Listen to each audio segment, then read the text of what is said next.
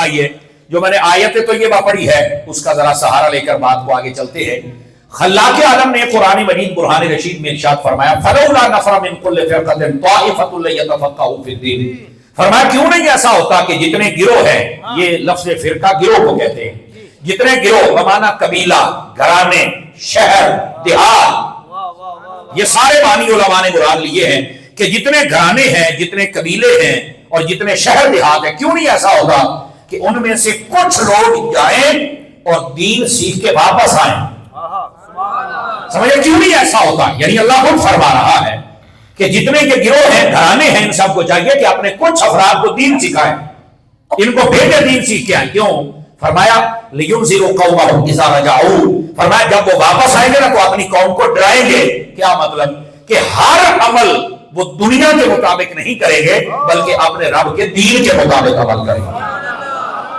اب یہاں پر دو باتیں قابل توجہ ہیں۔ پہلی بات، اگر سارے علم دین حاصل کرنے لگ جائے نا تو پھر یہ جو نظام دنیا ہے یہ تعطل کا شکار ہو جائے گا۔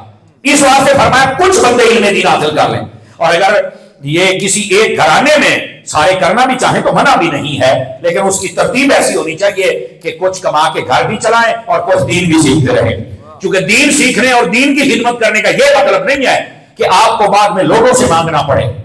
یاد رکھ لیں یہ اپنی بات ہو رہی ہے، باقی دین کا کام مانگنے سے ہی ہوگا، یہ اپنی ذات کی بات ہو رہی ہے، دین کا کام مانگنے سے ہوگا۔ اور اگر آپ شکر کریں آپ سے کوئی مانگتا ہے، میں آپ کو صحیح کہہ رہا ہوں کہ تو آپ نہیں دین جانا پہنتا،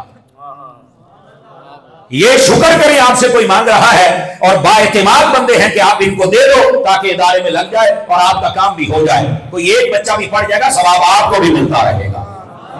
تو اب یہ کر رہا ہوں کہ یہ دین کا کام مانگنے سے ہوگا، لیکن جو دین سیکھنے والے ہیں ان کو چاہیے بہرحال وہ اپنی کفالت کا نظام خود درست کرنے کی کوشش کریں۔ تو میرا رب فرماتا ہے فلولا نفر من كل فرقة طائفة ليتفقهوا في الدين، کیوں نہیں ہوتا ایسا کہ جتنے قبیلے گروہ ہیں ان کو چاہیے کہ آپ نے کچھ بندے بھیجے نا ليتفقهوا في الدين، جو دین سیکھ کے آئے۔ اور فائدہ کیا ہے؟ وہ آ کے تمہیں دین سکھائیں گے۔ ایک بندہ سیکھ جائے نا اور کچھ نہیں تو کم از کم مسئلے تو بتائے گا نا ہمیں، اور ہمارا آگے جو ذمہ دارہ ہے، کاروبار ہے، ہماری شادیاں ہیں، ختم درود ہے، یہ سارے شریعت کے مطابق ہو جائیں گے۔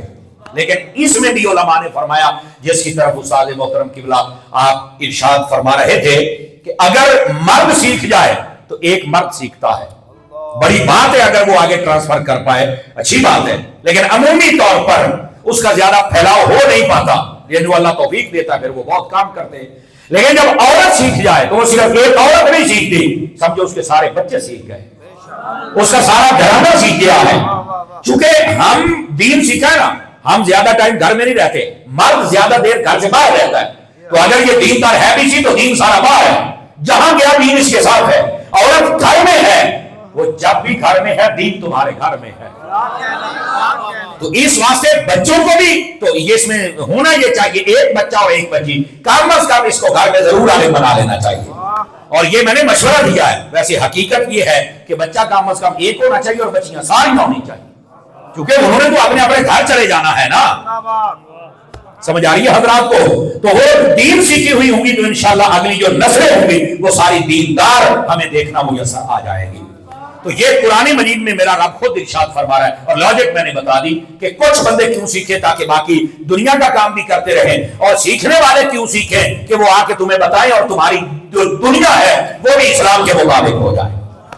اور یہاں پر اگلی بات بھی سن لیجئے، یہ جو علم دین حاصل کرنا ہے اور یہ علم بالخصوص حاصل کرنا یہ کوئی عام چیز نہیں ہے، یہ تعلیم و تعلم کا سلسلہ۔ استاد صاحب نے آپ کو حدیث سنائی، میرے کریم فرماتے ہیں خیرکم من تعلم القرآن وعلمہ، تم میں سے بہترین وہ ہے جو قرآن پڑھتا بھی ہے اور پڑھاتا بھی ہے، قرآن سیکھتا بھی ہے اور سکھاتا بھی ہے۔ ہمارے یہاں بہترین عہدے والا کو سمجھا جاتا ہے، پیسے والے کو، کاروبار والے کو، ذمہ دار کو، لیکن مدینے کے تاجدار فرماتے ہیں بہترین قرآن والا ہے۔